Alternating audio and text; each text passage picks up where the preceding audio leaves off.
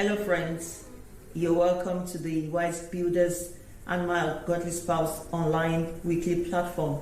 My name is Reverend Dolapo Agoradeni. I'm a pastor, I'm a lawyer, and I'm a relationship coach. Is there anything bothering you? Life comes with some challenges sometimes. If you want to rub minds or you want confidential advice, are you single? Do you want to marry? Do you want me to vet your relationship for you? Don't fall a victim. You know, where children of God are, the children of the other side are as well. So, if you know you want to do things right, or you've made a mistake and you want counseling, sometimes quitting is not the best way forward. You need to fight it out in a very godly way. You need a godly counsel. So speak to me after the show. My numbers are on the platform and how you contact me. Thank you very much. Looking forward to see you. Sit back.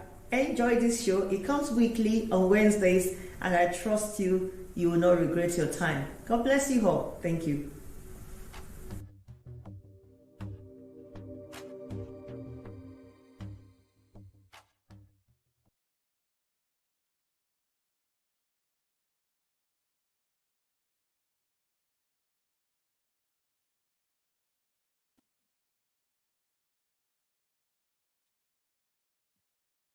Good evening.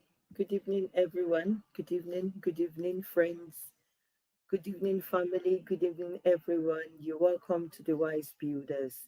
My name is Reverend Dolly or Dolapo Agoradeni, however you wish to address me. Thank you so much for joining us tonight. We're back on the Wise Builders. It comes up every Wednesdays, 8:30 p.m. UK time. And tonight, interestingly, we have a topic that we're going to discuss, and it's the in-laws. So let's just wait a moment for our friends to join us as we progress tonight. So if you're new on this platform, I welcome you one more time. The way we roll on the Wise Builders, we do it together. So whatever your impression or opinion about the topic, please type it. I'll flag it up for people to see. And the essence of us doing this for your information is a lot of families have been blessed through this. You never know who you're going to bless. Life gets so complicated sometimes, and most of the times we think, "Oh, this is just so difficult," or "This is happening to me." If you know that as it's happening to you, it's happening to several people, then you know you are not enough, you are not alone. And that's why we're bouncing ideas. We're talking about these things to kind of help and assist us as we move on. So tonight we're talking about the in-laws, and I tagged it further: the good, the bad, and the ugly in-laws. So I welcome you one more time. So we'll go into it, we'll deliberate. I'll be going in and out of personal stories and life scenarios as people have told me, but unfortunately, I'm not really going to pinpoint any particular story, but as the Spirit of the Lord directs me, I'll be going in and out of examples to buttress what we're talking about. So in-laws, in-laws, in-laws. We all know about in-laws. It could be your mother-in-law, your brother-in-law, your sister-in-law, or in-laws anyhow. And one of the good things I've learned about in-laws lately and the last couple of years, I met a woman of God, and she was saying to me that it's mother-in-law, sister-in-law, and that I got fascinated by that, and I adopted that. So I think that in-law thing denotes a lot of negativity. People ascribe it to strangeness or stranger, and because of that we don't really love deeply, and there's a boundary. We believe that let me not lose my guard. I don't know them, so we plan ahead of time. So this woman of God said that, and she tagged on, kind of named it. Oh, sorry, I'm just going live. Sorry about that. I thought I was live on Instagram. Sorry, Instagram family. Bless you. Good evening, everyone. Apologies. I thought I brought you on. And we're talking, you're welcome to the Wise Builders for the sake of those just joining us. And we're talking about the in-laws tonight. So we have the good, the bad, and the ugly in-laws. It all depends on what you want to be. And one of the things that's resonated with me, to be honest with you, is the fact that at one point or the other, we all are going to be in-laws. At the moment, I'm not a mother-in-law. yet because my children are not of marriageable age, but I'm a sister-in-law to some people. Do you understand? So you're gonna we most of us we go in and out of this role. You first become a sister-in-law, a brother-in-law, then you graduate to a mother-in-law or granny-in-law, whatever or however we want to describe it. So whether you like it or not, you have to fall into this category. Please, if anyone is commenting, drop your comments and I'll flag it. So however we look into this, we all are going to come into all these groups. So it's better for us to know how to understand, because let me tell you something, what goes around comes around. I bet it with you. You know something, years ago before I got married, when I was in uni, as we're rounding up, when you're nearing that marriageable age, sometimes some of us are so scared and some of us are so anxious because we don't know what's going to happen. Then girls talk actually. So we're talking in uni those days at our final year, and some of my friends said something. As far as I'm concerned, I don't want a mother-in-law. I don't want a mother. I'm just going to pray that my mother-in-law should die before I get married. And we all laughed it off those days because we were naive, and that's the product of one of the things we've been fed with, especially this Nollywood and all these African stories, all the things that we see projects in-laws, mother-in-laws as witches or witchcraft spirits, and sister-in-laws. They always show the bad side of things. So it comes we form opinion and we're kind of defensive towards it, and we're like preparing towards it. And nowadays, now with maturity, having been married, being a mother, I'm sure that particular lady, if she thinks about, if she remembers, so words are so important. Some of us just say it carelessly and we move on. But for me, what keeps ringing kind of resonates with me after years, and I cast my mind back and I think about things and things. So can you imagine if this lady, and she's been married now, because I know who said it out of my friends in those days. She's married now, happily married. How would you think your own daughter-in-law or your son-in-law to pray that you'll be dead before they marry your son or your daughter? We never realize that most of these words that we say are powerful. But I don't blame her in those days. In all fairness, I think she knows better now. So that's why we're teaching and talking about all these things so that we prepare. And there's still few people out there. You'll be so surprised. There are lots of people out there that still have this opinion or impression, because and you can't blame them because of what they have seen, or maybe their sister or their brother had married into a very funny family, and they start behaving funny, or they treated a sister or brother badly. So because of that, we come up with this impression or opinion that I don't want a mother-in-law. It's not all the mother-in-laws that are witches, and you are not a witch. So I'm not a witch. So we don't think and we don't pray that they are all going to be witch or sister-in-law. But there are those that are really ugly, which are not necessarily, when you start getting negative, it's a witchcraft spirit. Sometimes it's not all the birds that that flies. It's not everybody. All the witches that flies. Just imagine, evil imagination is witchcraft. When you imagine something bad to happen to your fellow human being, that's witchcraft. So let's talk about tonight's topic, which is, I've just given us a kind of preamble to prepare our mind. Just call your friends and your loved ones to join us. So we're talking about the good, the bad, and the ugly. That is, some in-laws can be very good. I pray you, especially some of us that are planning to marry, or our children, that you marry into a family that you have the good in-laws. Those ones who take you like their son or their daughter, and they will ravish you with so much love that you sometimes you even. I remember a lady was saying to me some years ago that the relationship she has with her mother-in-law, she doesn't even have it with her own mother. So that is a blessing when you have the good in-law. So count yourself, and you can pray things to happen. So we're going to get there in a minute. The second one are the bad in-law. They are not good, but they are not terrible. They are just mean, out of some of the reasons that we'll talk about later, jealousy and a couple of things. With those ones, you can still imagine in and out. But when you meet the ugly ones, those ones are terrible. And they those ones that I can say that they've degenerated into the witchcraftiness of the whole thing, because Those ones can do anything. They can beat you. They can do anything. Some of them will even go diabolical to ensure that they deal with you. So that will not be our portion in Jesus' name. But I pray that after listening to this, as many of us that are struggling or that are in this position or about to enter that position, or we know people that are in that position, I pray that you will find peace, because I've given us some scriptures as well at the end of it to be able to prepare us. And then we know that some of these things, some are not ordinary, some it looks natural, some are not natural, but we have to pray things. So every one of us at some point or the other, whether we like it or not, you have to leave your original family to be joined to a new family, except those of us that do not want to marry.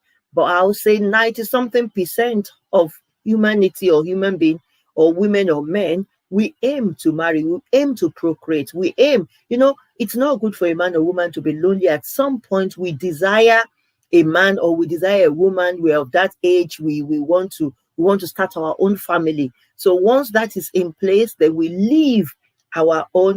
You most of us will heard about the living and cleaving that we're going to get to in a minute. So we leave our original family, that is your biological mother or your biological father, or whether you are adopted, whatever family that you are raised from, you leave them to go and join this new family. To be honest with you, the new family thereafter becomes your major family. And until we leave the surface of the earth, this becomes our family. Sometimes when I think about it, the amount of years you stay with your original family, your biological family, compared to the amount of years, let's assume you're 30, or 35, or let's say for 40 before you get married, which is on the extreme. But most people between 25, 30, early 30s, they'll get married. So let's say you're 30 something years with your biological parent. Can you compare that to 60 something, 40 something, 50 something years that you're going to spend with this new family? So if you really want to know which one is your family, you find out that this new one is more or less going to be your family more than your original family. So, and like I always say, you see, to be honest with you, it's better to seek peace. A family that you're going to sit in, that you're going to belong to for the rest of your life, it's difficult to walk throughout. It's difficult. It will give you a heartache. You won't be able to cope. It will drain you. So we have to look at ways. I know somebody is saying, yeah, but they are difficult. Some of them are not palatable. Some of them are precarious and kind of and those things. But we'll get there. So the issue of allegiance is one thing that always comes as we go on. The way I teach, I want to give you a background into it before we plunge or jump into the good, the bad. And some of you want to hear about the good, the bad, and the ugly one. So, but what we're trying to say is every one of us has the issue of allegiance. We kind of think, where does my allegiance lie? Or where do my allegiance lies? Who am I? Who do I trust? Who am I accountable to? Who do I place my allegiance to? Who? Is it my original family? Let me give you an example. For example, I'm a lady. If I want to marry now, do you understand? I still have my father. I still have my mother. I have my siblings. We grew up together. They are my confidants. They know me. They know everything. So naturally, I feel my allegiance is towards them because they know me, and then we have the same blood. It's the same blood that flows in our skin. So if there's anything, I feel they will stand up for me, which they will do. It's natural. Now, you want to now think, oh, I love this woman, I love this man, I'm joining to this family. But you can't put your allegiance in them outrightly. So most of us are very skeptical about this. Even for the good ones that are showing us love, that are welcoming us into the family, we're suspicious, especially some of us from the African descent, because of most of the things we've had. Because of things going on, we are kind of skeptical. We're not sure. We are putting on our guards. We're not really sure. And because of this, I want us to look into areas of how and when we need to shift our allegiance, how we have to work ourselves to out of this to be able to enjoy our home. So most of us are confused about this, leaving our family and then going to this new family. We imagine, what if they don't like me? What if my mother-in-law is a witch? What if my sister-in-law is a witch? And then I remember a friend of mine that told me about a story about when the spouse, or when the guy went to introduce her.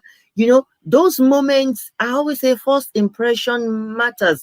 So if you are parents or sister-in-law, I beg, please, in Jesus' name, let us calm down. I remember those years. I'll say that to my friend. And then the lady, he said, the way the mother-in-law, put her glasses like this. I wonder if people knew what they are doing.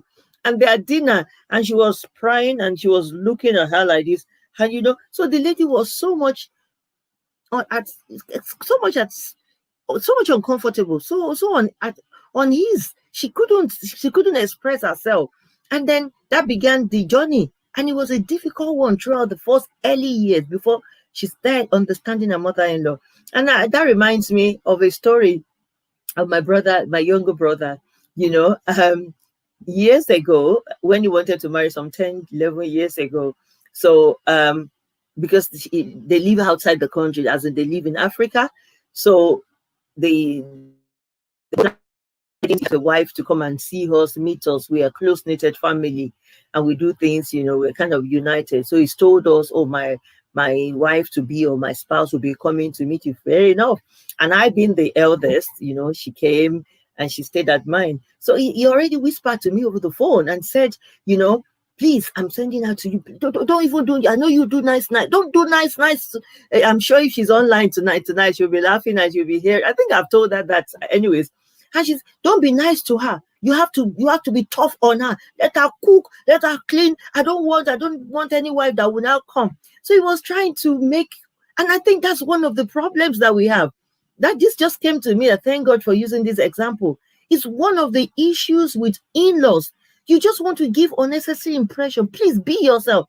And then he said, please. And it was so emphatic because he said, because I don't want, and in families, you will have seen situations that got bad. So I don't want any lady coming, and then she will not disrespect my sisters and my parents. So please, she's coming to your house, before you even take her around, be tough on her. This is a lady that I heard she's in the first trimester of her pregnancy. So me being who I am, that was about 11 years ago, because their firstborn is 10 years now. And then, actually 9 years. The firstborn is actually 10 years, because the wedding was 2010. And I remember she sat, and I was looking at her. She was expecting me. I don't know what the husband said. I said, I welcomed her. Sister dropped her, welcomed her, sat her down, and I was looking at her. And I said, okay, you're pretty. She was expecting something else. I was looking at her. So tell me about yourself. And, she was initially on the edge, but later she calmed down. So I started asking her questions. And after a while, I was making food. I said, sit down. She wanted to come. I said, don't worry, you are a guest today. By the time you come back tomorrow, because she was going back to her sisters, the plan was the first day, come, see us, go back to your sisters. The second day, you stay the night, and they will take you from there. But I realized that this is somebody else's daughter. I have to make her comfortable. So I started talking to her, and I said to her, I'm going to make food for you. And she was surprised. She wanted to get her. I said, sit down, take your time. And when my brother called later, he was so angry. You're going to spoil her. I'm telling you, what you're starting, you will not be able to hold it. And that was it. And that's how we got talking. I got to know her. I believe the second day when she came, I said, I'm not going to cook for you. Now let's see how our wife will cook. But by that time, she got a little bit familiar with me. She realized that we're not that difficult family, because it's like testing waters. And by the second, if out of all, she's so ever loving. She still called me yesterday. I was, oh, sorry, I've not called. This is because when we call, you are not such that I have to be snappy. I can take her now. Or we talk.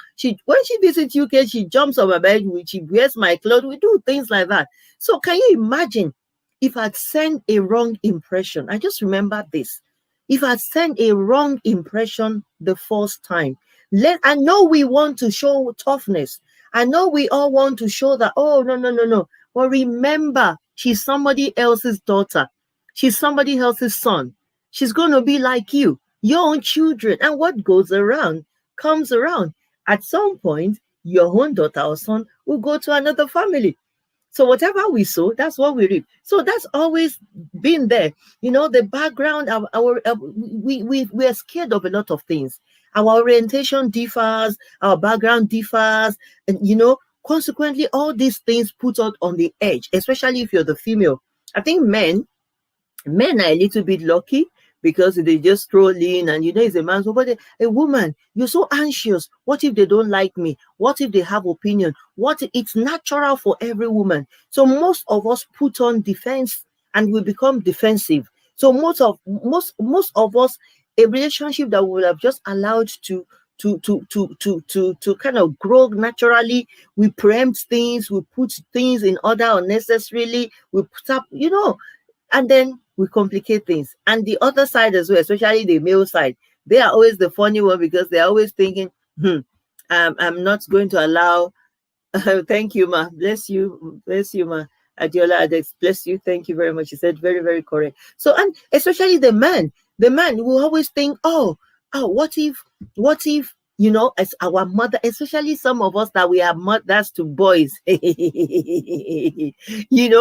think you have to go and learn and pray for God to guide you, because there's a tendency that you want to be tough. You're so protective of your son. Whether you're protective or not, somebody will marry your son at some point. So let us put our head down. Let us relax. So the genesis of all this predicament, is the fact that we have to live and cleave. There's so there's three different groups of in-laws. Some are very welcoming at the initial stage, and then like I did, and I'm happy to tomorrow. I'm happy to tell you, Tokubo is my wife. She's in Nigeria. We're cool. We are cool. She's part of. In fact, if she calls me 10 times, let's say in 3 months, 9 is others called. I'm bad with calls, but she will call. And she was just apologetic yesterday. So it's like that. I eat it right with her. She was confident. She was comfortable. And that spread around everybody in the family. Everybody came in, and then we made her feel at ease. And that was it. And the story continues like that. So there are those ones, and there are others that are kind of placid. And, they're like watching you, the in-law. They're like, we don't know what this one is up to. Maybe now. So they don't show their they don't show their feelings towards you, no resentment. They're just looking at you like that mother-in-law that's going like this. Can you imagine you're seated with your daughter-in-law? She's meeting you for the first time. You're seated over dinner and you're doing things like this. And the lady is this is planning. She wants to take her spoon, or she's planning to just bring something on the table, and she's catching your eyes, and you're doing like this. Why are you spying? She's going to be there. There are better ways of looking at people.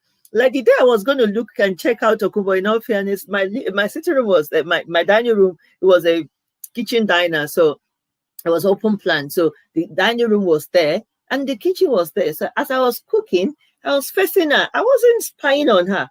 So I was speaking to her, and I looked at her very, very well. And I was saying things like, oh, you're pretty. My brother made the right choice. Things that made her at ease first. Even if she wasn't the right choice, is it me that I'm going to marry him? That's going to marry her. So there are those that, are kind of placid and then will not show their feelings. And then whether their feelings get back or wrong, we know. And then there are those that, they are really bad. Those ones are really bad. They are insecure. They are jealous. Maybe they've won their son. It's not yet time for you to marry, or don't marry from that group, that country, or those kind. When insecurity, all these issues boils down to insecurity. To some, maybe they've experienced that from their in-laws. Maybe they've seen that happen, and it's so shameful how we allow stupid. I'm sorry, beg my Spanish tonight. How we allow stupid history to control our lives. You find somebody in this generation planning their life based on what happened to somebody else that was a loser. Sorry, beg your pardon for using that language.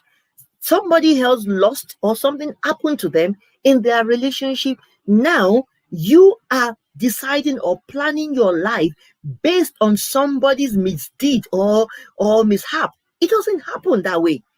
It doesn't happen that way. And that's one of the things that makes us insecure. So jealous of the fact that, I don't know what's going to happen. I don't trust this dolly girl. I don't trust this funshaw babe. I don't trust this guy. We just looks, and sometimes looks are deceptive. That's why, sometimes in-law, I always say to people, just be yourself. Be yourself. For daughters and sons-in-law to be that you're just in the intro aspect, just be yourself. If they like you, they'll like you. If you don't like you, don't. I will not put a dress on just to impress you. I'll dress the way you will see me tomorrow. So that you won't say, oh, if you pretend, when they see you, they'll frustrate you. So don't be loud, and that's why you should just be yourself. That's all I would say. I won't dress to impress anybody. I'm me, and this is me anytime, any day. And so be you, be free in your own skin. You're not marrying them, you're marrying your spouse. So the opinion, we're going to get to it in a minute, how it affects us. So the genesis of the predicament, please drop your comments wherever you feel. What's your impression about it so far? So the genesis of this predicament comes from the living and cleaving, which is Genesis 2:24, that says, therefore a man shall leave his father and mother and join or cleave to his wife. So at some point, I'll reiterate that fact. You have to leave your family, whether you're the woman, I have to leave. So if I leave, where does my allegiance? What side does my allegiance sit on? Who am I? Who am I? Who am I supposed to? I don't want to use that word allegiance again, because so it could sound ambiguous to some people. Who do I open up to? Who do I think I have to submit to? Whose interest? I think that's the best one. Whose interest is at stake now? Now, the Bible says, culture has messed us up. And I say it, religion is messing a lot of people up. Until you are being transformed and you let your mind be renewed, you just realize sometimes you're like the wind. You're tossed, right? You're tossed left because you don't even know today you gravitate towards culture. Tomorrow is toward religion. We don't even know which one. When there's an issue, we don't know the one that we resort to. Is it the culture or the religion? So this issue is the one that is messing us up. Because of that fact, every one of us has to leave, and we have to cleave. That is, you have to leave your own biological or original parents, in case you're adopted, your own first-time parents or family. You have to leave them to be united with this family. So your allegiance goes to this new family more than yours. But occasionally, most of the time, I know a lot of people are going to differ with me on this. Most of the time, we give our allegiance to our family. Most of us are in marriages tomorrow that we don't trust our in-laws. I don't blame us, because it's the way they have presented themselves. I remember when I was married, I used to struggle with that issue. My family were closely knitted. We're one. And we're one. We talk. Everything that happens to us, everyone knows. Not deep things. But we carry each other along. So I remember there was a time I went to Nigeria with my little husband, and my dad wanted to see me actually. So we went together. So, and he woke us, that's the natural practice. He woke us up early in the morning. He came to the room, knocked on the door and said he wanted to see me. And immediately he said, no. La Alalua, follow her. You're my son, both of you. And then this man wanted to talk about his life, about his inheritance and things, even with his wives. My mom was in UK then, even with his other wives. And he put my husband there. And he was saying it freely. So that's the normal way, the freedom. If anything you tell me, you telling my husband. And then that wasn't the case. My late spouse's orientation, theirs differs.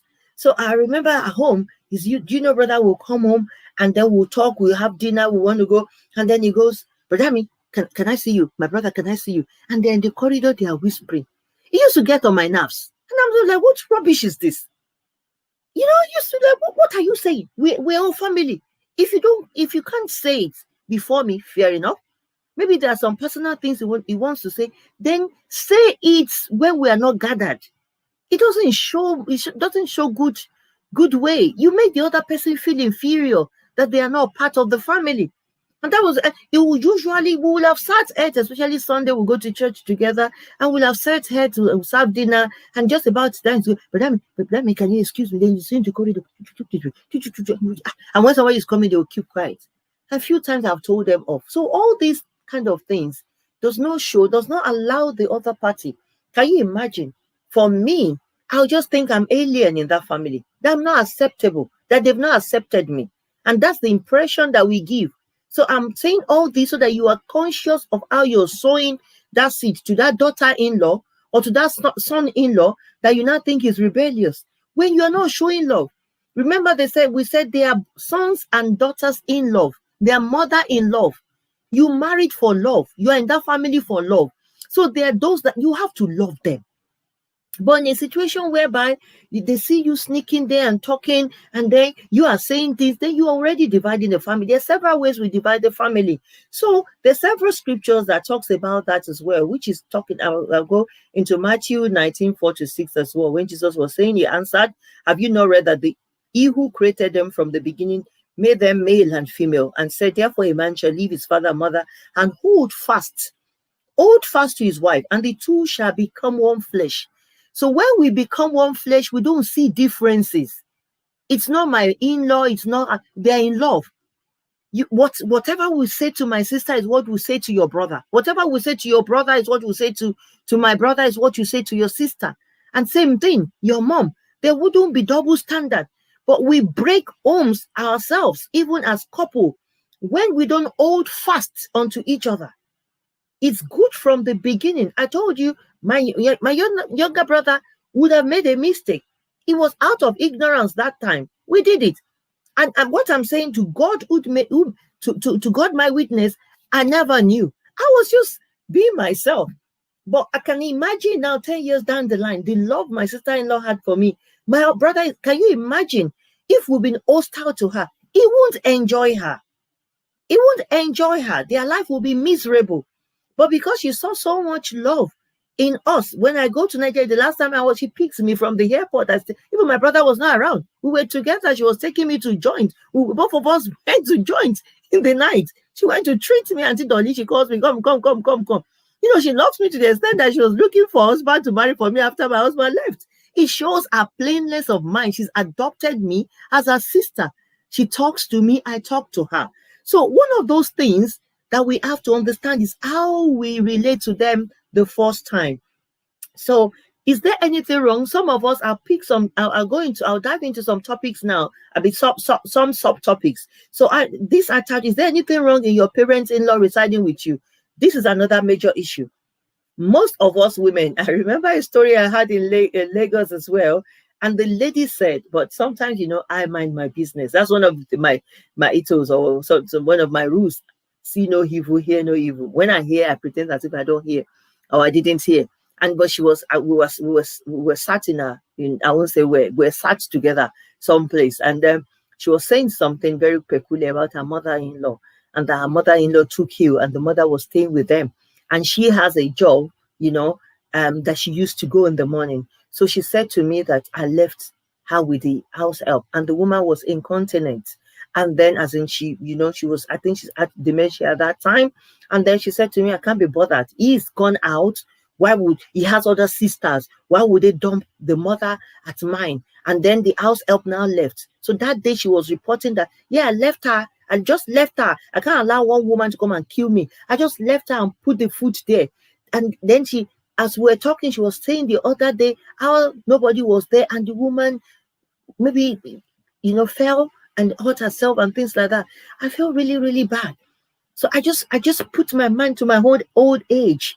You know, let's be very, very careful of how we do things. So is it a sin for our parents-in-law to stay with us? Because some people have used this living and cleaving to say it's me and you. So my mother cannot stay with us. My father cannot stay with us. Your mother can. Actually, I have some that have this rule. None of our parents stays. Fair enough. If that is your rule, here I can say what is right for you, but it's dangerous because those that put that I think you're just being callous, in all fairness. But if that's your rule, that okay, none of our parents stays with us, fair enough. But you won't tell me that your mother can stay with us and my mother cannot stay.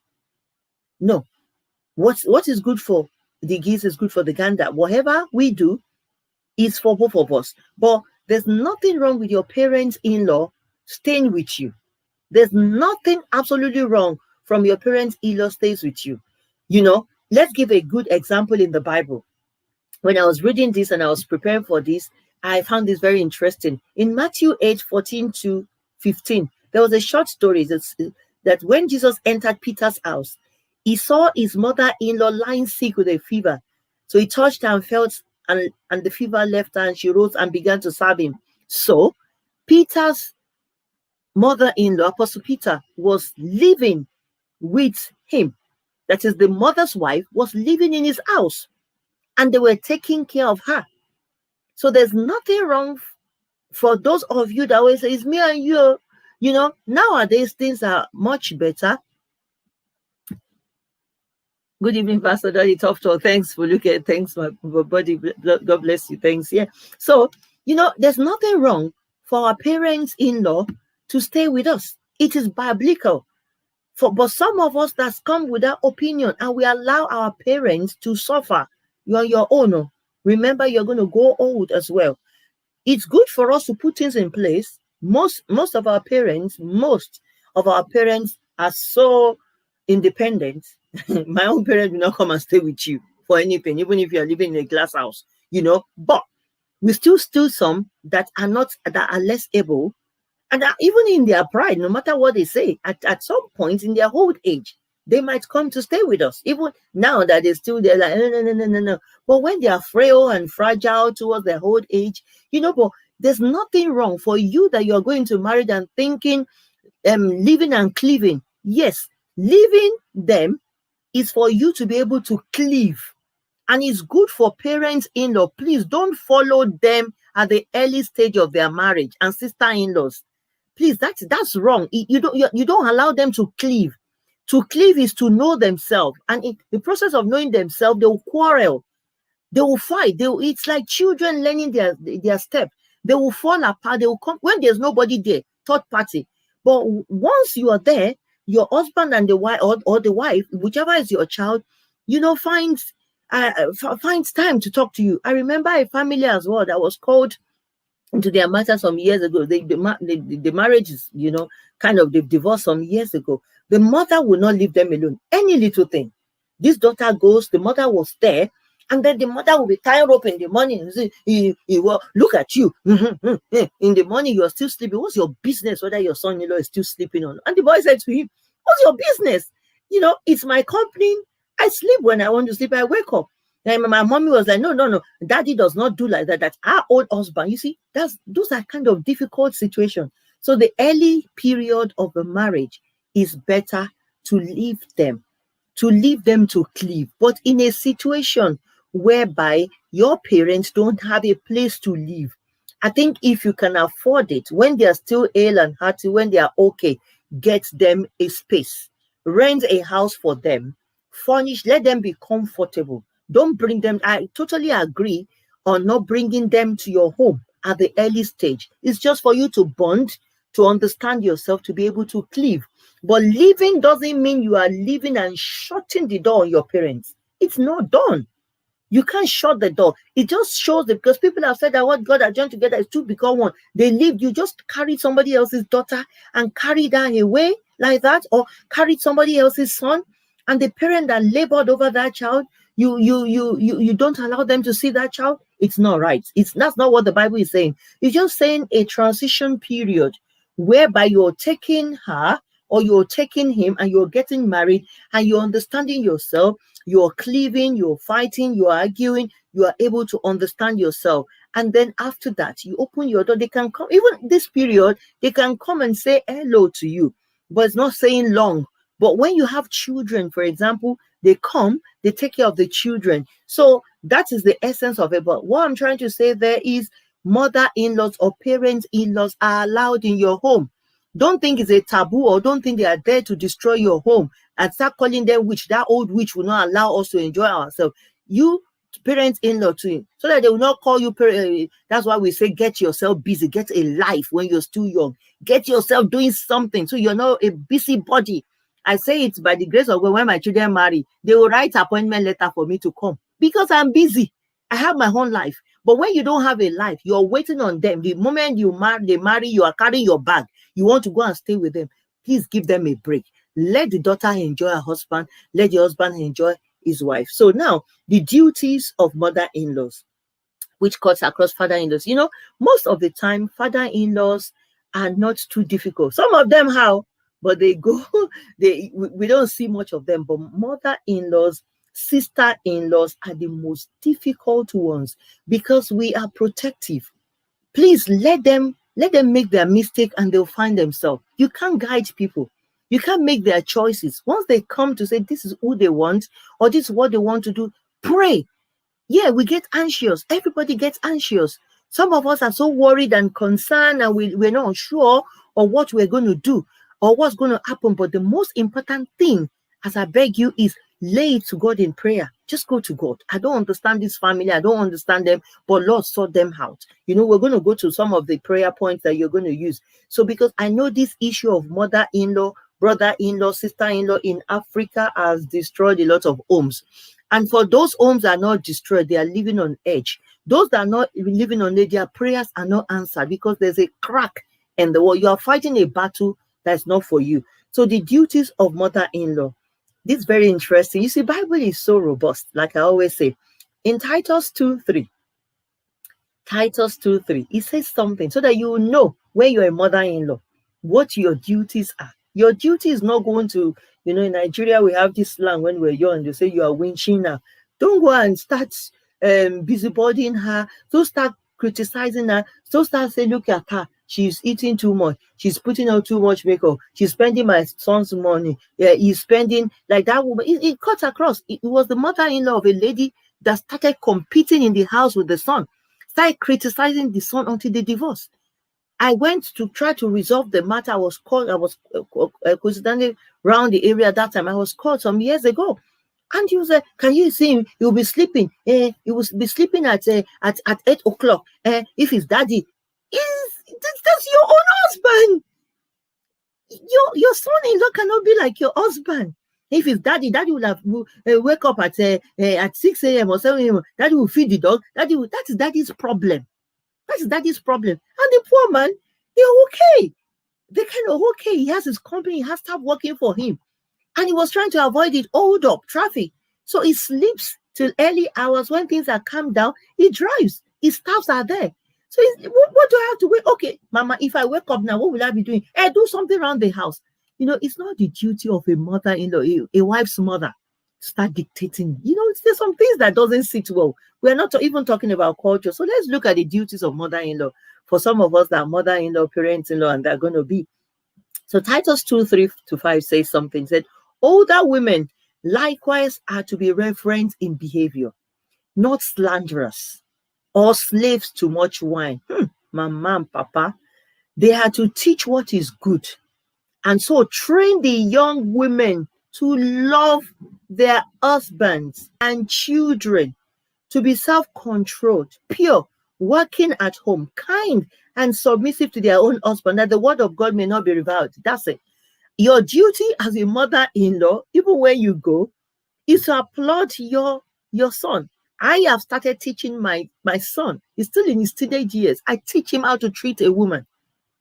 I still taught him yesterday. He dropped a plate. I went, no, you are going to uni very, very soon. And I want a girl that you're going to marry to give me thumbs up. You are a gentleman. I started teaching him how to treat a woman nice.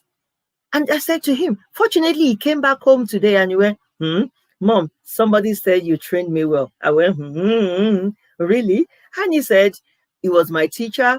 And he gave one or two examples. And the teacher said, oh, look at him. You're well trained. And I was happy. I just grinned. I didn't let him know that just yesterday, I was still telling him. And I think he said something to the teacher that was so courteous. And she was like, wow. And then the teacher actually, I said, I had to ask, I said, is she black or white? What? One woman should not, old woman should not come and carry my son away. So what we are trying to say is it's our duty. And that's what I'm doing now. We are older women. Teach younger ones how to take care of your husband. Teach them, spend your time investing positively, not criticizing. Yeah, she may not know how to cook the food like your son would, like you always do. Remember, she's not competing with you. Your son saw her or your daughter saw him and they picked him or her. They have to pick somebody. They can't marry you, whether you're a woman or you're a man. So let them be. Don't tell them this is the way you make your bun, or this is the way my son loves it. Go and cook for your husband. Please mind your business. Or go and cook for your wife. Just leave them alone. But that's what Titus is saying, that we have to be reverent in behavior. We have to teach them, love them, show them love. Tell them, even if they are doing things wrong, you'll be able to correct them, that you know what, that's going to have a bad effect on you, a rebound effect. Don't do that. This is the way you should do it. Correct them in love, but not, judgmental, just being on their case. You never do anything wrong. You're going to poison my brother. You're going to poison my son. Hey, what kind of woman it is? Some will even go to the extent and say you lack home training. That's not right. That's not right. My orientation differs. The way I was brought up might be different from the way my husband is going to be brought up or is brought up. So there's bound to be differences. So you can say to me that that's not the way to do things. But it's just saying to us that our duty is to correct with love.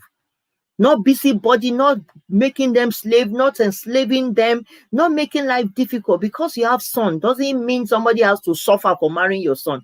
And because you have daughters, some mothers will start taxing the man because they marry your daughter. He has to buy house for you, build house for you. Go and get a life. I'm saying that to most of us. Is because we are not happy. That is why we want to. Your children are not your property. That's why the Bible says children are the heritage of the Lord. It's a heritage. They belongs to God. He said the fruit of the womb are the reward. Yeah, we thank the Lord that you're fruitful. And he said, like arrows in the hand of a mighty one. You know what arrow does? Mighty men don't hold arrow. They shoot it. They throw it out. Nurture them. Throw it out. They will not lose their target. When they want to go to uni, they will go to uni, they'll come back. When they want to marry, they will be best wife, best husband. So don't treat them as your property. Learn to treat them along the line. You never think it's too. I started teaching my son well over 3 years ago how to treat a woman. I make sure at least once or twice in a month, I say it. And I'm like, you're a very handsome, tall young man. Some woman will be good to have you as husband. This is the way to do. Open the door for your wife. Respect your wife. Show her love. Because teach them, so that you don't teach them negative. You see, these girls of nowadays. You better don't grieve for them. Don't destroy your son.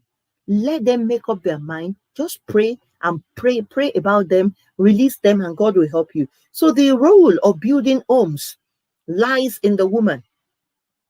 As the wife, we women, the Bible says in Proverbs 14:1 that the wise woman builds her own house.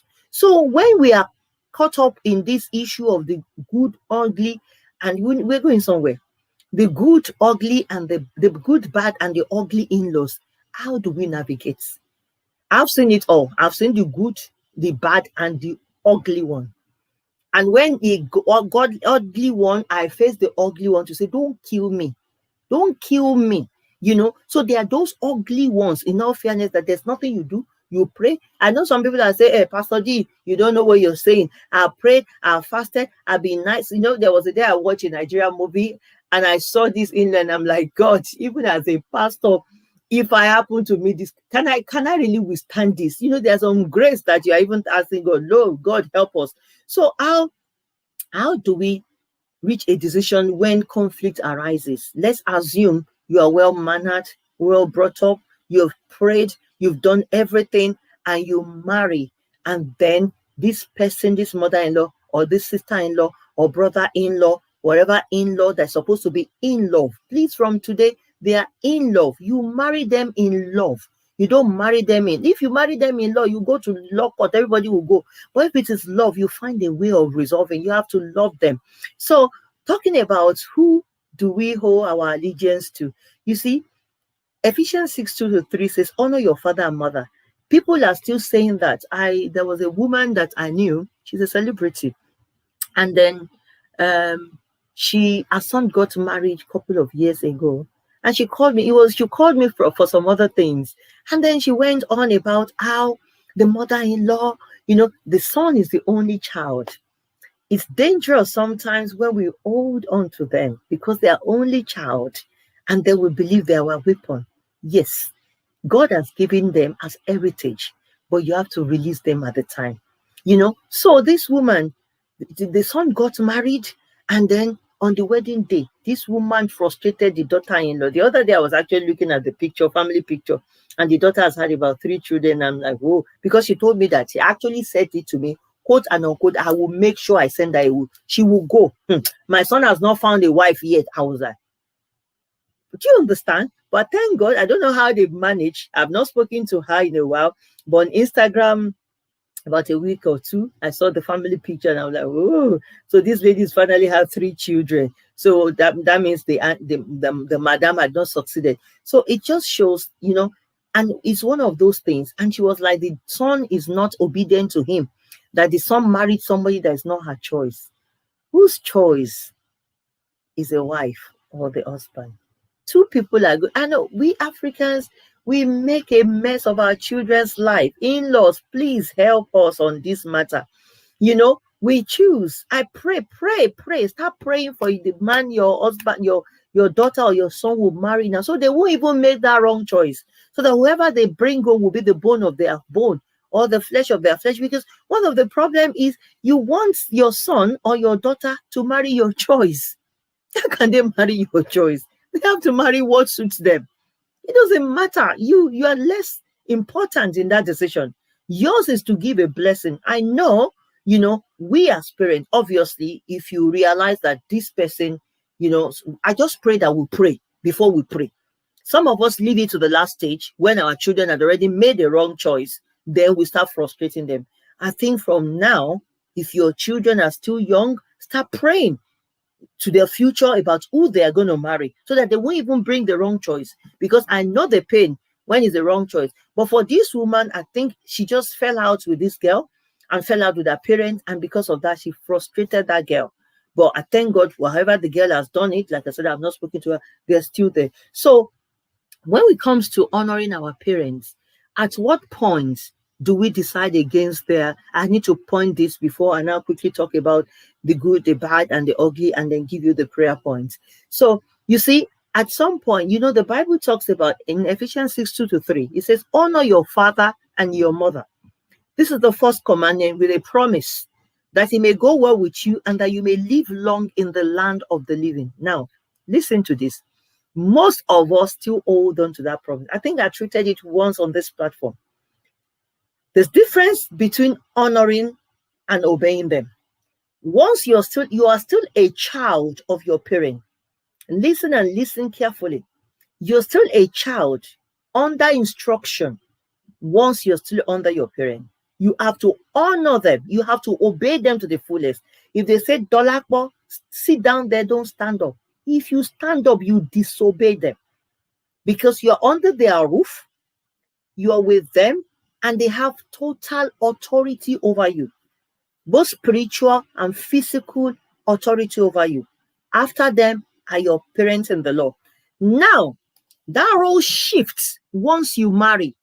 Most people are still sucking up to their mom and their father after marriage, and they're still quoting this Ephesians 6:3. No, once you marry, that's not for you alone. Again, you still honor them, but you obey your spouse, you obey your husband, or you obey your wife. Your obedience is not with them. There's still a lot of clash with this, and I want to clarify this for some of us that still runs to our parents. If I marry my mother, I can disagree with her. As I am now, I'm a woman. I will respect and honor my mother, but I don't have to obey her because I'm a made woman. I'm a mother myself. So I'm not married. If I were married, I honor and obey my husband. It becomes the burden shifts once you're married. So to some of us, that still runs. And then you're in your husband's house, or you're married to your wife, and then you're still, especially those crying baby husband. Oh my days. Mommy, you know what she's done? Mommy will say, no, okay, when she comes back. Oh, shame on you. God help you. You shouldn't do that. You don't hold your mother does not have rights to decide what goes in your home. What goes in your home comes from you after you receive from the Lord and her. Both of you agree. So let's assume, I don't know what I don't know, let's assume a choice of food, or okay, let's assume you want to travel or something, and you're saying this, and mom is saying no, no, no, no, no. You have to find a way, and this is where a lot of us, a lot of children clashes, and they think, and then mothers use sentiments to weave around sentimental issues. As I say, I remember a gentleman, he will be crying over the phone with his mom. I'll sit down those days, and I'll be watching, and he wants to take a decision. And then the mom will say, I remember when we used to suffer.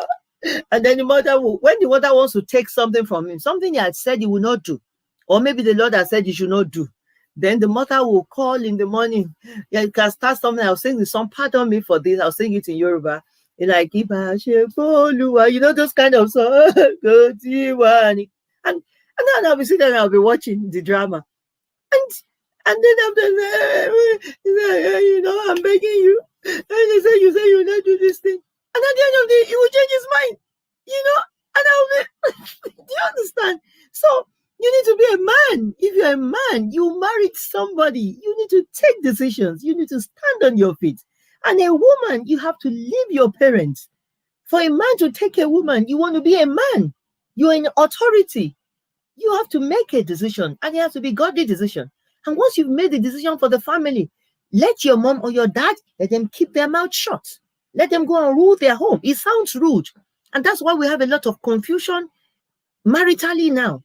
That's it. You honor them, you respect them.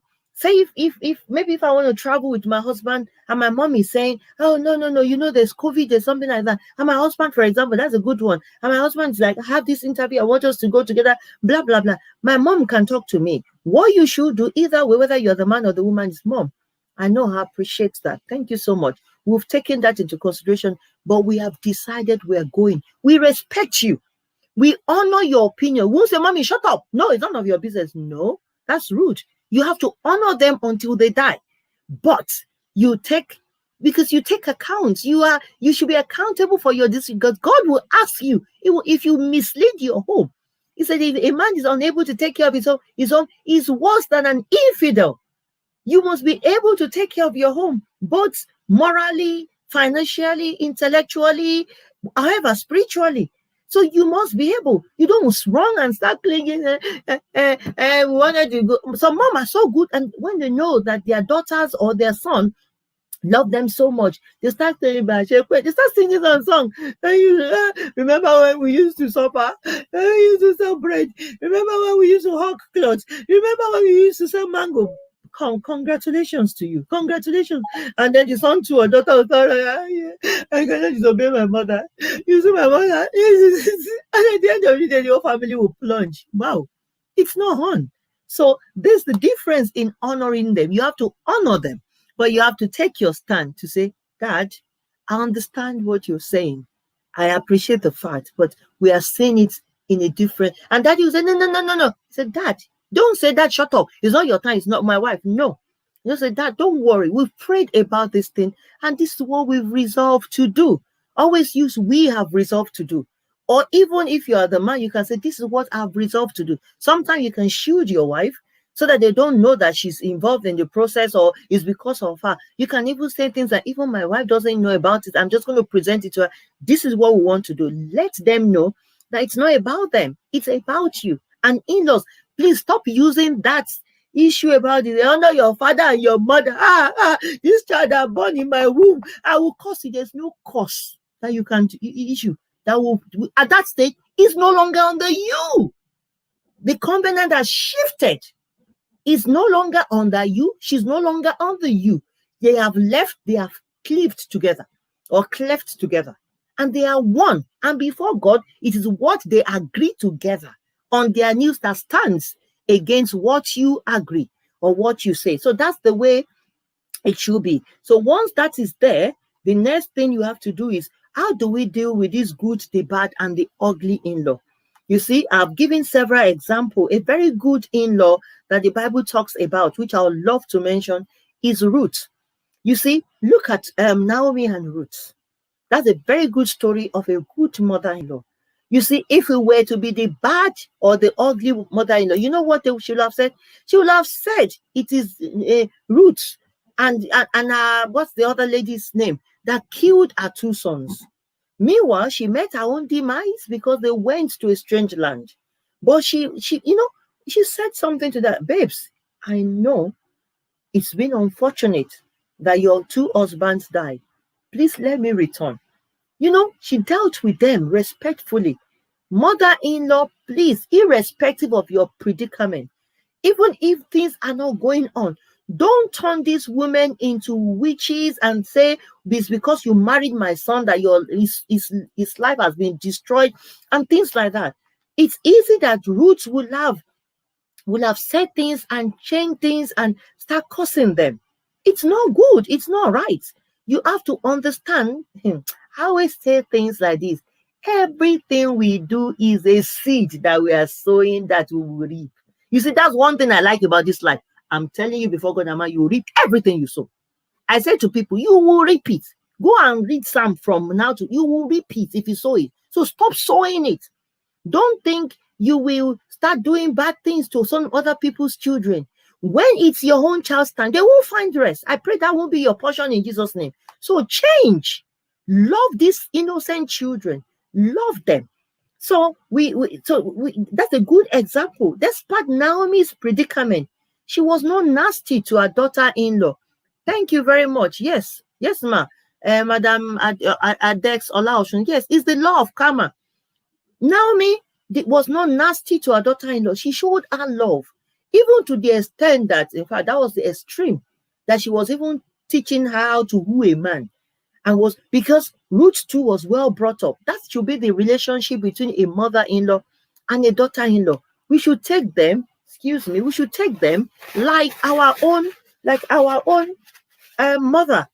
How would you do? Something happened to your son or to your daughter, then you start. I remember, if I want to say this, I said I experienced the bad in-laws.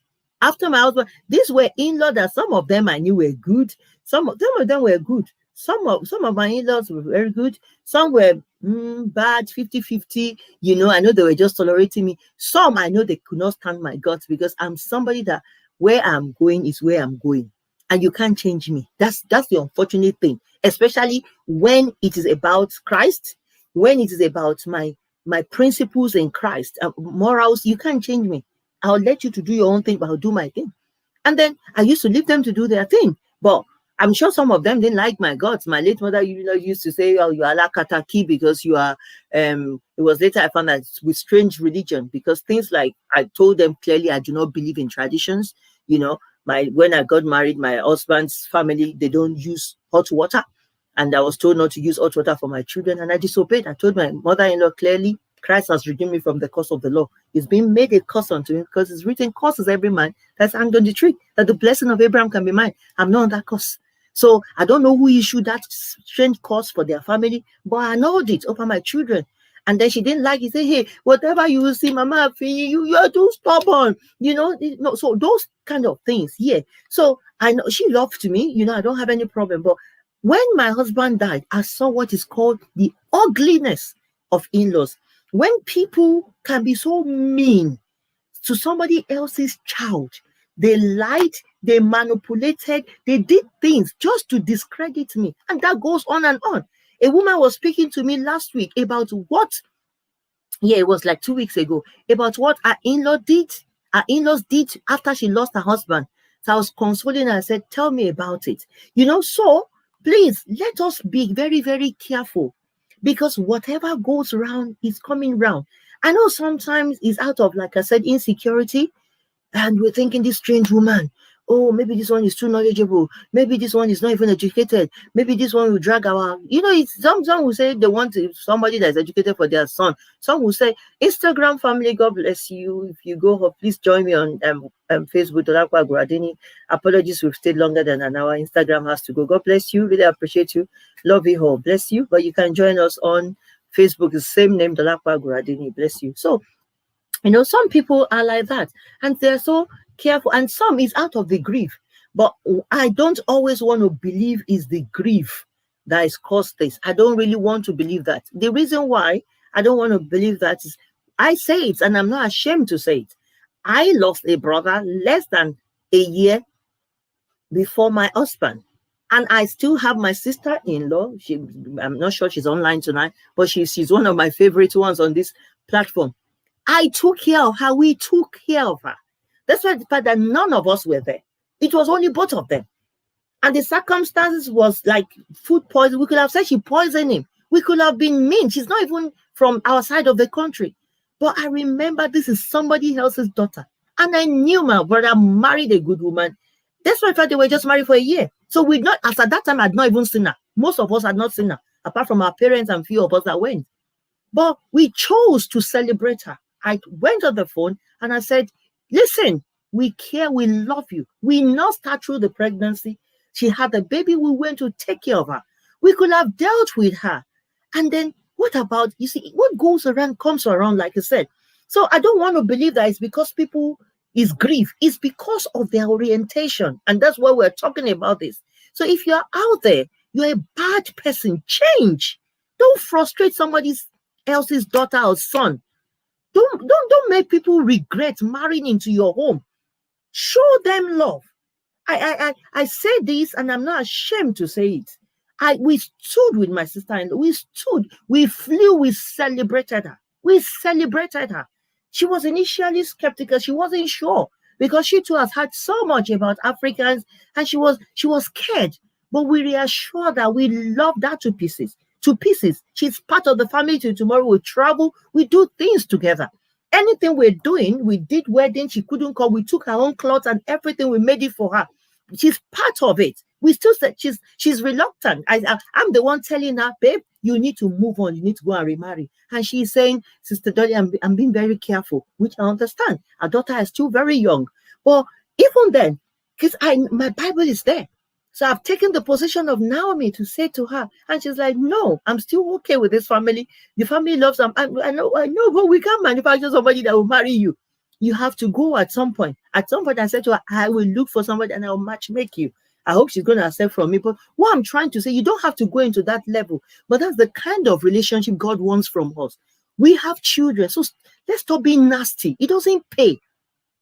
Stop frustrating. Stop venting your own frustration on some innocent men or women. Be it your son-in-law or your daughter-in-law. Your failed life should not be lived in the life of your daughter or your son. Please, let's be the good one. Let's be like Naomi. Love your daughter. And I'm sure that was the same love. And Naomi trusted her Ruth trusted her mother-in-law. Let's assume there is a mother-in-law that's been frustrating her. Let's flip the story. Sometimes I need us to flip the story or open our minds high for us to understand what is going on. Now, let's assume whilst Naomi's Ruth's husband was still alive, Naomi was a bad one. Remember, they were living together. She went with her husband, to the country. She could have said that two daughter-in-laws are witch. But the land that she went was cursed. She met her own Waterloo there. Has nothing to do with these two innocent children daughters that are coming from their own homes, their own parents, So can you imagine? They are the ones that even should be angry that you are giving them. They married into a family that maybe it was cursed. They were operating under a cursed land and things like that, and they died. So, but because of the love that Ruth, that Naomi showed to them, Ruth was able to trust her. It's not, if she had been bad, do you think if I had a mother-in-law that is sitting on my head, immediately I will say, please, before you even say good night, I'll say good riddance, carry your dead body, I will go with myself. But because of the fact that Naomi was she was a good mother-in-law, let us endeavor to be good. We don't know what tide we're going to see. This is life. Be good. We're not praying anything evil will happen to you or your children. But remember that you have children that's going to be married. You have daughters as well. Some of us are going from one deliverance section to the other because it's a sin. We think it's on witchcraft. No, it's what we have sowed. It is what we have sowed that we are reaping. I said it, and I said it openly, and I said it unreservedly. After I lost my husband and I saw bad in-laws, I wept on my knees that God, you will avenge me because my own sister-in-law lost my brother. I savaged her. I treated her well. I loved her. I flew everything. We did grand style naming that people were even like, this family, there's something wrong with you. Somebody died in less than 9 months. You're doing naming ceremony that we took all. I said, what do you want? She's not from Nigeria. We made her feel. So I said, God, I do not deserve this kind of treatment. So you never know. There's some time that you have to call on God. Whatever you sow is what you will reap in life. So let us be very, very careful. If Naomi, yours might not be death, yours could be your own children. Can you imagine now your own daughter now marries a family? What moral justification will you have before God? To say, Lord, sort my daughter out in a new home. Sort my son out. Because you have been bad. You have been bad. So let us try to be good. Let's not watch all these useless African movie that is preparing us for the worst. Let's stop being anxious unnecessarily. Let's stop being kind of pretentious and just being on the edge and being defensive and just causing trouble. Let us know that this family, this daughter, I've said so much tonight, this daughter or son that is coming into our home is coming. You're born the way the other one is being born. So don't think she's a slave or he's a slave because they're living their own home gives you impression or the authority to ill-treat them or to talk to them anyhow or to make them depressed.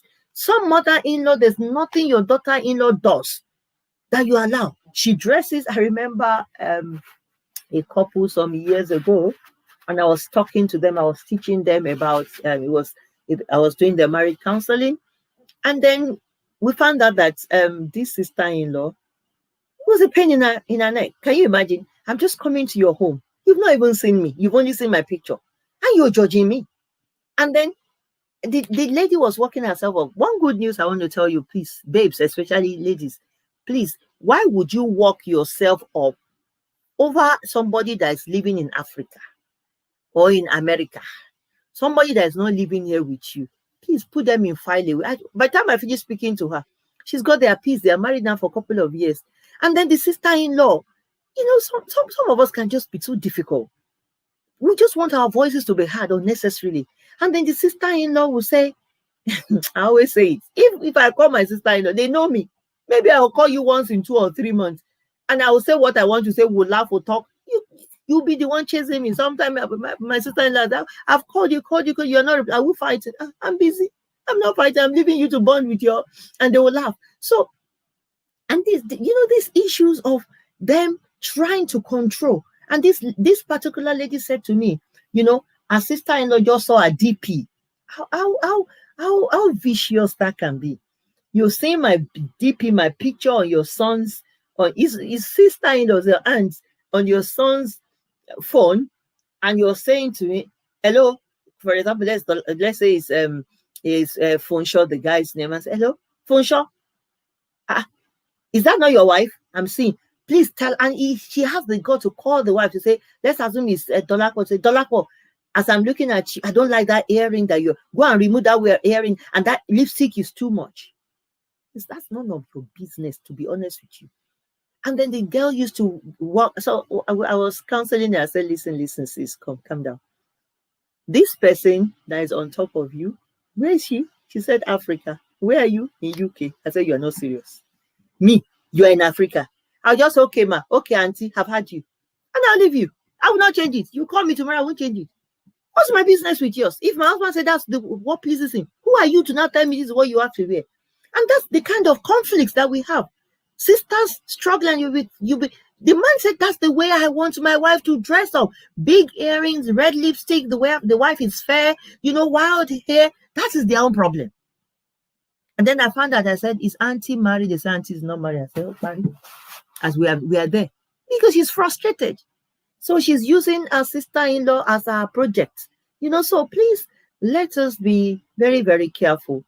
Endeavor to be the good one. Put yourself first in that girl's shoes.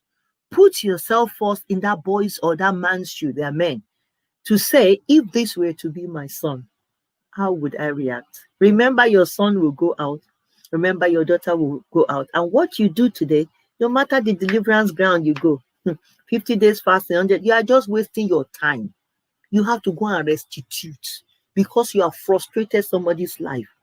And it's what goes around that comes around. So please let us endeavor. No. So how to walk yourself through this predicament? I'll give you some prayer points. There's Ephesians 4:2. Some of us needs to be humble as well. Some of us, our arrogance is what is messing us up.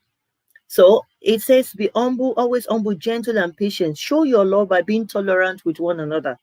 I think when you have the bad ones, you have to be humble. Just let them be. Like I said to that lady, don't say anything.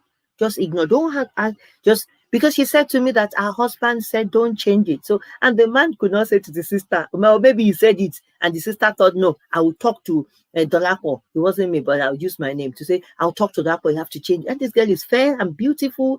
She likes all this big hair. And those loop big earring. And the auntie says she looks like a whore, a prostitute. What's her business? Meanwhile, that's what the son sees that he wants. They're dividing the home.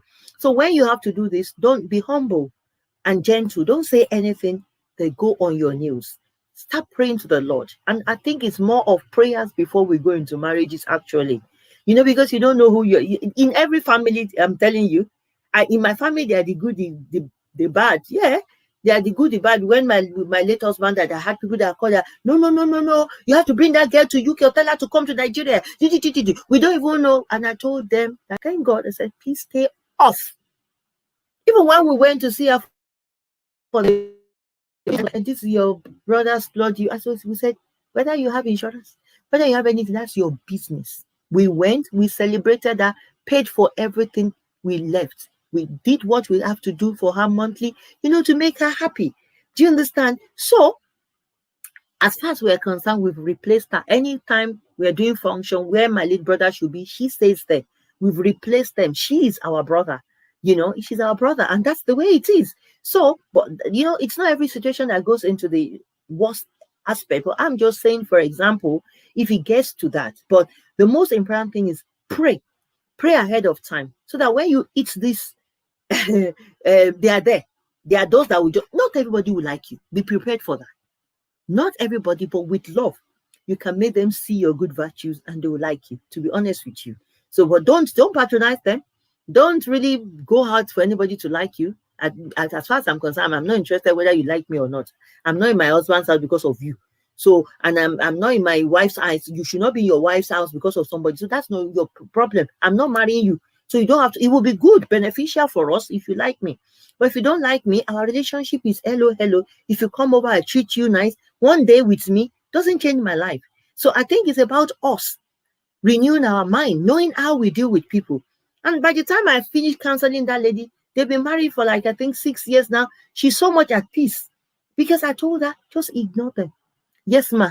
Okay, ma. I've had you. Change the picture, but don't change your dressing. Is it a picture she's seen on DP? Okay, ma. I've had. You don't like it, but doesn't make anything. You have several pictures. Put another picture. And if you get too much on my neck, I will block you because you're not paying for my phone. I will block you and I'll tell you I'm not using that phone again. So find peace. You say, I will not agree. You don't need that. So the second one is 1 Peter 5:6.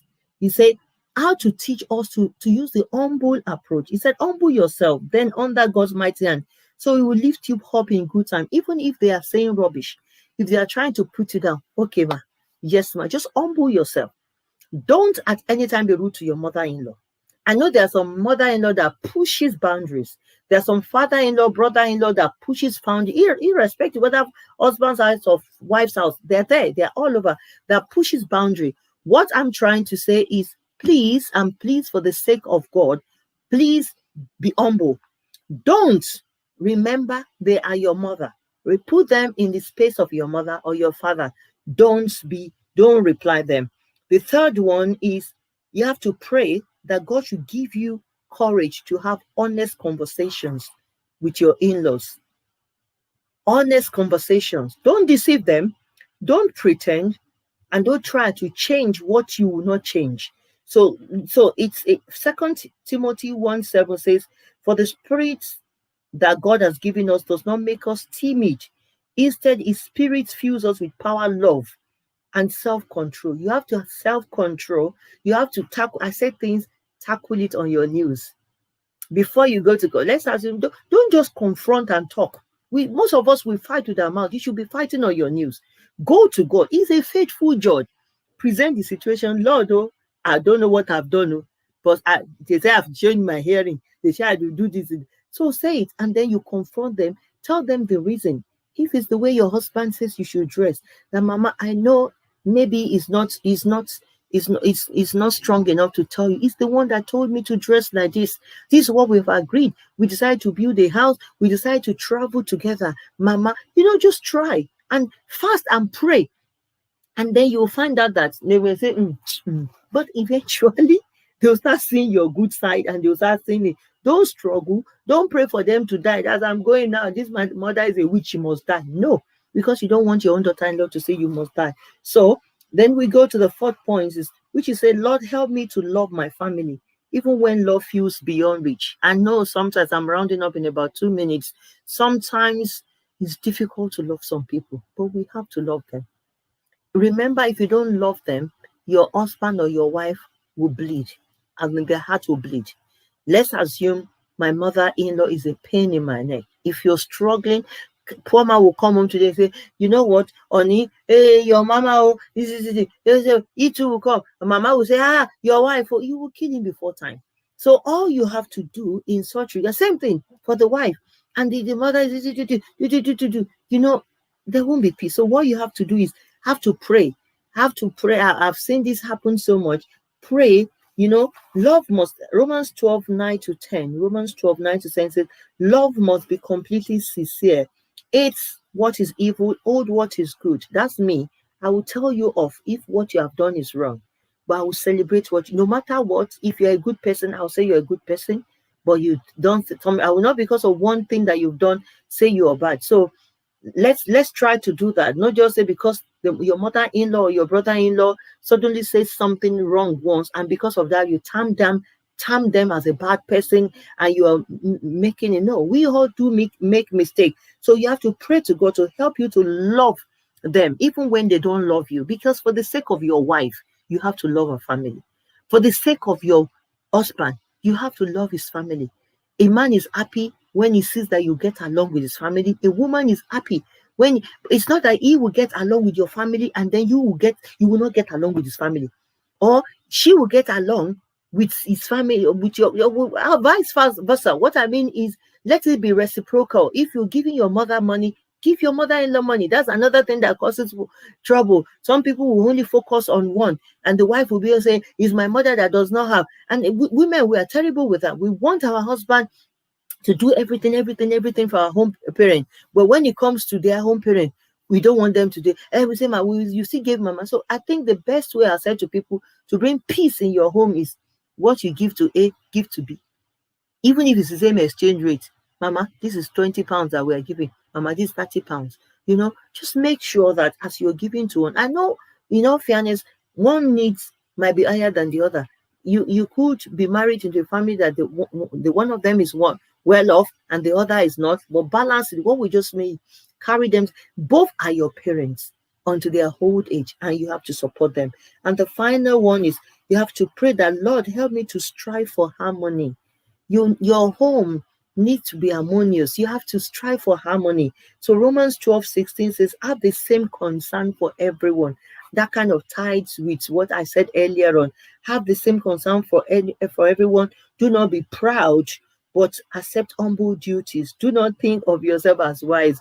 And this is so funny. I remember, I'll round up with this story about a woman that told me she married into this family. I don't want to mention the family because some people would think I'm having a go. I just remember this family now. And they are traditional people and they eat pounded yam so much. So there was a function. It happened in Nigeria, and this woman is a society woman, and she was in Lagos, the posh area of Lagos in those days. And then they had to go to their hometown. Like I said, I'm not going to talk about the hometown. And they had to go to their hometown. And then they'd already planned for her. Why would you? They'd already planned for her that, hey, you see, this posh, spoiled brat. She lives in a posh area, Ikoyi. those days, and spoiled brat, and we're going to, do things for her. And, they plan for her. And, in Africa, when they're doing things like that, they have people that they call the housewives group. They call them Yawole housewives. So when they are doing things like that, times are changing. But in those days, I'm talking about 15 years ago, is the housewives that will pound the yam, and they will peel and they will do all the bad chores there. So they waited so much for her. And you know what this lady did? Because she knew this is somebody that her nails are well pedicured and everything, manicured rather. And she got there. She knew they were waiting for her. She went, wisdom is profitable to direct. She went with her house help. She went with about 2 of them. And they went in her car. When they got there, they started waiting for her. Come here. Let's assume it's Olako. You come here and come and sit here. This is it. And there was heap of, I think it was a wedding, a family wedding. There was heap of yams like this that they needed to peel and to pound. And they already got and said, okay, that's what. And she was greeting everybody. And they were today, they knew she was not, they planned for her that she's not going to escape it. And they said, yeah, this is what you're going to do. That's what you're going to do. She was, okay, ma. This yam, is it 20 tubers of yam? No worry. What else do I want to do? They were looking at her. She said, don't worry, I brought my other dress. I will remove all this thing out. They said, yeah. And they stood and waited for her. And she went inside. By the time she came back, she came with her 2 house help. Is that all the chores? It's okay. Funke and Labake, okay, get to it. And everybody was like, is that not my chore? So I pray for you that instead of using sweat, you use money. And that was it. Wisdom is profitable to direct instead of her going to fight there. So wisdom dictates how you apply it sometimes. So she knew, to be honest with you, when I laughed, I've never had that kind of sense. I laughed and laughed in those days. But one of the things that taught me is whatever situation you are in, pray. There's a way out. The Bible says there's no temptation that befalls us. So that is difficult for God. But in it says God is faithful and he will give us a way of escape. I bless you, Pastor today. God bless you, ma. It is that way of escape we don't know. So it is that way of escape we have to pray for. That was so silly, but it worked. Honestly, she did it and she was off. All our mother-in-law of them that gang talked against her, they couldn't do anything. Would you stop me from? You've told me to pound 20 yam. Labake and Funke, they are pounding it on my behalf. Isn't that for you? So at the end of it, they didn't like her. They said spoiled brat, but she knows because a poor woman that was not pounding 1 tuber of yam in her home that you wanted to ridicule. So you will always have the good, the bad, and the ugly one. So pray for wisdom. Remember, as I round up, this is a home or a family that you are going to live for the rest of your life. If you have stayed 30 years in your own original home, you are going to stay 60, 50 years, 40 years with this new family. So you had better find a way, no manipulation. Let them know you for who you are, love them, and embrace them. Do all you have to. But if you come across those difficult ones, pray to God to give you wisdom. And you find that God will give you wisdom like that woman. She dealt with that situation. She took her house help. She went back. She's happily married to her husband. So she knows at the end of the day, they called her names, spoiled brat. But she did the chores. Is it not to do the chore? She did it. So the Lord will give you wisdom. I pray for you, if you have a difficult in-laws now, that the Lord will turn their heart to yours, and then you will be able to live in love. They're supposed to be your in-love. You married in love, and your in-laws are your love. So don't be at war with them. Don't plan that your parents in-law will die because you don't want to die. You want to eat the fruit of your labor. None of us will die. You enjoy. Let that mama and papa eat the fruit of their labor. Let the sisters and brothers and sister-in-laws please go and get a life. Go and get married. Stop getting frustrated. Leave the poor, innocent girl to enjoy her husband. Leave the poor, innocent man to enjoy his wife. Let the couples unite in peace, and the peace of God would abide with us. So that's the story about the good, the bad, and the ugly. I pray that every one of us will be like Naomi, that loved Ruth unconditionally, to the extent that it wasn't Naomi, that love did not happen at the death. It happened before, such that Ruth said no, because she trusted that with or without her husband, this woman is good. Can your daughter-in-law vouch for you? Can we leave your daughter-in-law with you for a day? Can we leave your sister-in-law with you?